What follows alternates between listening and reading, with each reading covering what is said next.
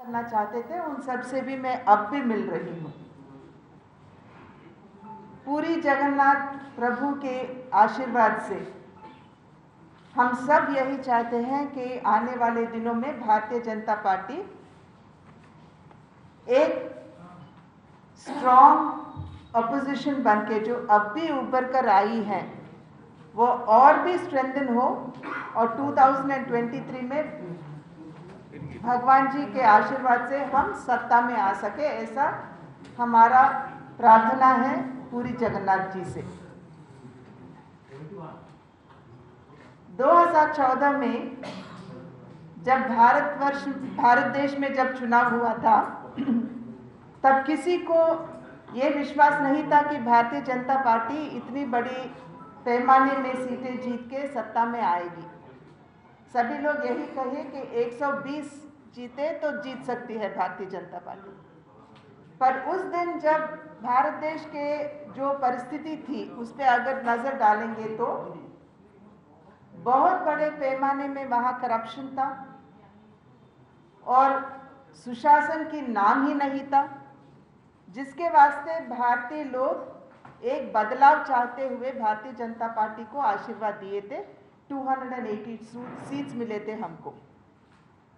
2019 में 2019 में जब चुनाव हुई थी तब भी लोगों को विश्वास नहीं था कि हम बहुत बड़े पैमाने में सीट जीतेंगे।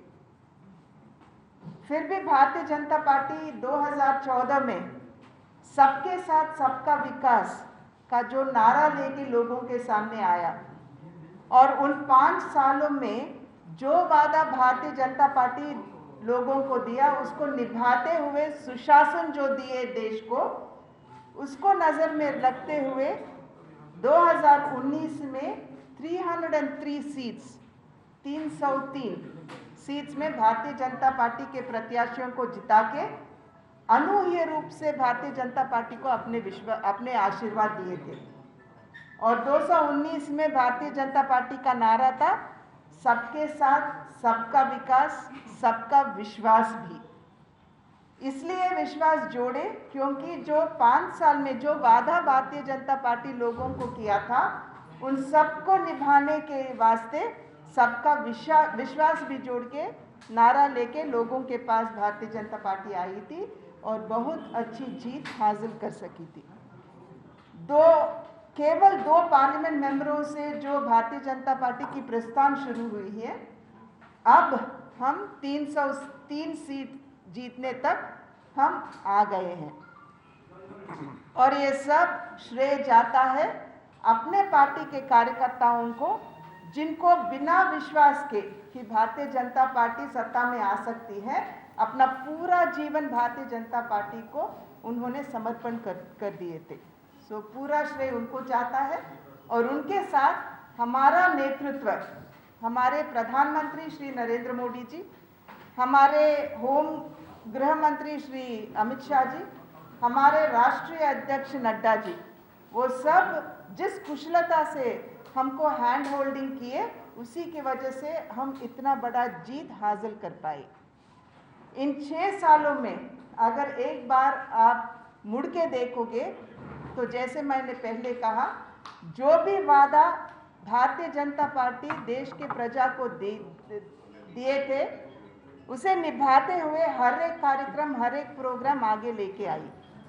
भारतीय जनता पार्टी यही मानती है कि समाज में जो गरीब है, जो दबके हुए हैं, जो पिछड़े हुए हैं, उन सबको अगर हम आगे लेके जाएंगे साथ में, तभी हम भारत देश की प्रगति हम हासिल कर सकते हैं। ये ऐसी विश्वास भारतीय जनता पार्टी करती है और इसीलिए सभी प्रोग्राम, आप जनधन योजना देखो, जीवन ज्योति, जीवन सुरक्षा योजना, बेटी बचाओ बेटी पढ़ाओ, सुकन्या समृद्धि योजना, प्रधानमंत्री किसान योजना, अटल बिहारी पेंशन योजना, मातृत्व वंदन योजना, मातृत्व सुरक्षित योजना, इंद्रधनुष योजना, किसी भी प्रोग्राम पर आप नजर डालोगे तो हर एक कार्यक्रम केवल इस देश के गरीबों और दबके हुए लोगों को वेलफेयर देने के वास्ते ही आगे लेके आ गया है। ये आपके समझ में आएगा।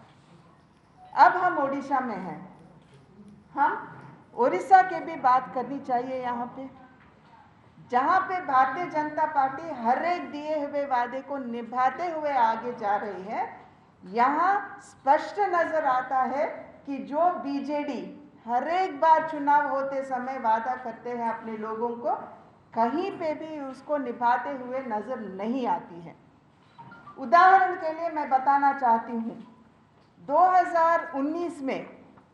2014 में बीजू जनता दल ने यही वादा किया कि हम पक्का घर बना के देंगे यहाँ के गरीब लोगों को, कच्चे घर जो है उसे हम पक्का करेंगे।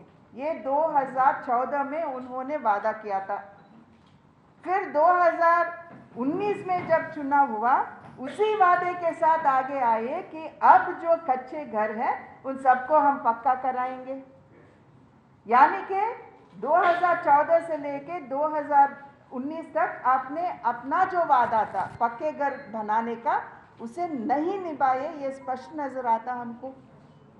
अब भी कहते हैं कि कच्चे घर को हम पक्के घर में बदल देंगे, पर ग्रामीण क्षेत्र में लगभग 2 लाख घर अब भी बनानी है। ये कैसे सुशासन होगा? ये कुशासन है, ये लोगों को समझना है। वैसे ही अगर हम लोगों के स्वास्थ्य पर एक नज़र डालेंगे तो भारत सरकार ने एक बहुत बड़ी प्रोग्राम लेके आई, आयुष्मान भारत, जिसमें जो भी देश में गरीब है उन सबको 5 लाख रुपये तक मेडिकल असिस्टेंस दिलवाने का एक बृहत्तर कार्यक्रम केंद्र प्रशासन ने आगे लेके आया।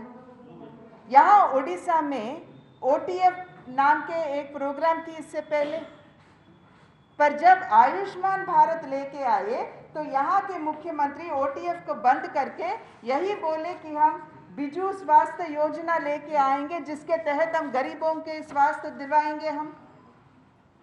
पर वो हो रहा है क्या?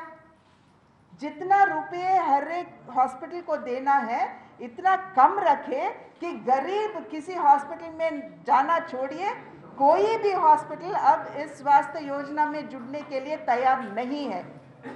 ये आप सबको मालूम है। हम यही पूछते हैं नवीन बाबू से कि जो आयुष्मान भारत, जो देश के गरीबों को स्वस्थ देने का कार्यक्रम प्रशासन लेके आया है केंद्र का, आप क्यों नहीं लिए? आप गरीबों का वेलफेयर नहीं चाहते हो क्या? उसकी भलाई नहीं चाहते हो क्या? आपको गरीबों को जवाब जरूर देना है। वैसे ही आपने ये भी वादा किए कि उड़ीसा में सभी को हम पीने का पानी नल के थ्रू देंगे, पर हम आज पूछना चाहते हैं नवीन बाबू से कि कितने घरों तक आप ये नल का पानी लेके गए? आज भी उड़ीसा में 1250 गांव ऐसे हैं, पंचायत ग्राम ऐसे हैं जहां का पानी पीने तक लायक नहीं है, मिलना छोड़िए पीने तक लायक नहीं है। और 1500 ऐसे गांव हैं जहां पे आपने पाइपलाइन ही नहीं लेके गए। तो किस वादे की बात करते हो आप? किस शासन की बात कर रहे हो आप? इसका जवाब जरूर उड़िया के लोगों को, नवीन बाबू को देना ही है। और वैसे ही किसानों के मुद्दे पे आएंगे। किसानों पे जो बिल केंद्र प्रशासन लेके आया, उस पे इतना हल्ला गुल्ला मचा रहे हैं सब अपोजिशन पार्टियां। हम यहाँ के प्रशासन से यही पूछना चाहते हैं, या यहाँ के किसानों को यही पूछना चाहते हैं कि कौन किसानों का हित चाहता है, केंद्र प्रशासन या प्रदेश का प्रशासन? क्योंकि अगर यहाँ प्रदेश में जो हो रहा है, अगर आप एक बार देखोगे, उस पर नजर डालोगे, तो कालिया नाम के एक प्रोग्राम का इंट्रोडक्शन किया था कि प्रदेश का प्रशासन। कालिया क्या होता है? केंद्र सरकार 6000 रुपये देती है हर साल यहाँ के किसानों को। वो तो आ रही है उनके बैंक के अकाउंट में, पर जो 4000 रुपये कालिया प्रोग्राम के अंदर प्रदेश सरकार को देना है, अब तक वो नहीं दे रहे हैं। पहले उन्होंने यही बताया कि यहाँ 35 लाख फार्मर्स हैं, फिर उसको घटाते घटाते घटाते आज 21 लाख बता रहे हैं। यानी कि आपके यहाँ एन्यूमरेशन ही ठीक तरह से नहीं हुआ, ये स्पष्ट रूप से हमें जान पड़ता है। और यही नहीं, आपने कहा कि अगर आप मुझे आशीर्वाद दोगे और मुझे सत्ता पे लेके आओगे तो 10 लाख एकड़ को मैं सिंचाई के पानी दूंगा। हर साल मैं 25% बढ़ाते बढ़ाते मैं 5 साल के अंदर 10 लाख एकड़ को मैं सिंचाई का पानी दूंगा। अब भारतीय जनता पार्टी पूछ रही है उनसे, उड़ीसा के किसान पूछ रहे हैं नवीन बाबू से कि आप इन सालों में जब तक आप सत्ता में आने से लेकर अब तक कितने लाख हेक्टेयर को आपने सिंचाई के पानी दिया, आपको जवाब देना पड़ता है। वैसे ही लॉ एंड ऑर्डर देखिए, लॉ एंड ऑर्डर देखने पर भी आपको सुस्पष्ट यही समझ में आता है कि यहाँ लॉ एंड ऑर्डर है ही नहीं। महिलाओं की तस्करण होती है, महिलाओं पर बलात्कार होता है।